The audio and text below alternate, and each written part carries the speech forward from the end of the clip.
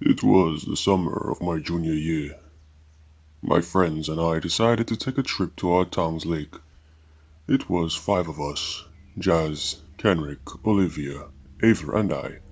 My name is John, by the way. The five of us had been friends ever since we were kids, which is why when Jazz suggested we go to the lake, we all said yes instantly. We took Jazz's car and started off to the lake. About a 3-hour drive later, we arrived at a forest opening. On the other side of that forest was a cornfield with a no trespassing sign.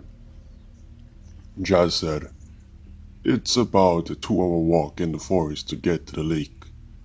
"Seriously, dude? That's too long," Kenrick said. "Isn't there a shorter route?" Olivia retorted. Jazz responded that the only other way was to pass through the cornfield, but there was a no trespassing sign on it. "Screw that," Olivia said impatiently. "Who's gonna see us? We're in the middle of nowhere. That sign is probably old anyway." I tried to protest, but in the end, they all agreed to pass through the cornfield. On our track through the cornfield, I kept getting a feeling of unease. I felt something was not right, like someone or something was tracking our every movement.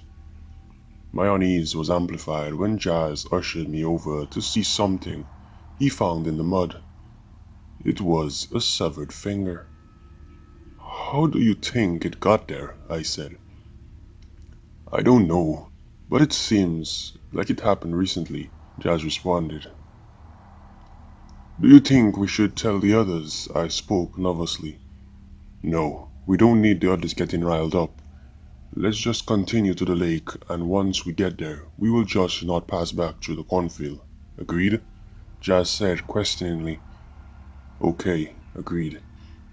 We kept on our track to the lake, but after a while we realized we were getting nowhere. We had been walking straight, so we should have been there by now. "What the hell? Wasn't this supposed to be a shortcut?" Kenrick shouted out in frustration. "I don't know. We were supposed to be out of the cornfield by now," Jazz said with a crack in his voice. We found the severed finger," I said almost with relief. "What? And you didn't think to tell us?" Olivia cursed at us. "No point in turning back now," Ava said. The thing about Ava is she rarely speaks, so hearing us say that, we just decided to continue on. While walking on, it seemed that night had fallen on us. Everyone was worried now. We all pulled out our phones. There was no signal, of course, but at least we had our lights. After a while walking, we heard a blood-curdling scream. "What was that?" Olivia fearfully said. The second one was heard even closer. We heard something moving around the cornfield at a fast pace. "Hello?" Jazz shouted. "Who's there?" On those words, a dark figure burst out of the cornfield running towards us. "Shit, run!" I said. We all ran through the cornfield back from where we came, eventually running out of stamina. I was breathing heavily, while Ava and Olivia were now sobbing. Jazz was on the ground trying to catch his breath. "What the hell was that?" I said. Jazz just responded with, "Jesus." "Wait, where's Kenrick?" Ava said through sobs. We then heard the loud scream of our dear friend. He was crying for help. I swear, I never heard another human scream like that before, but his screams were cut short, and in the same instant a flying object fell right in front of Ava. She started screaming uncontrollably, but Olivia shoved her hand against her mouth. I looked over, only to almost have a mental breakdown. I saw the severed head of Kenrick, my dear friend, who I knew since we were kids, gone in an instant. I didn't have time to weep when we heard whatever monster moving around in the cornfield getting closer. We tried to remain silent. Maybe It would not hear us. We tried to move slowly and quietly. Somehow, we managed to move forward without getting that thing's attention. Moments later, we somehow made it out of the cornfield. The car was right there, just 70 meters away. We were so happy we almost forgot what happened in the cornfield. Our happiness was short-lived when, in the blink of an eye, Olivia was scooped up like a rag doll by that thing. She screamed and punched at that thing to no avail. It was at that time I got a good look at the thing. It stood about 8 feet tall. It had some type of farm hat on its head, but no eyes.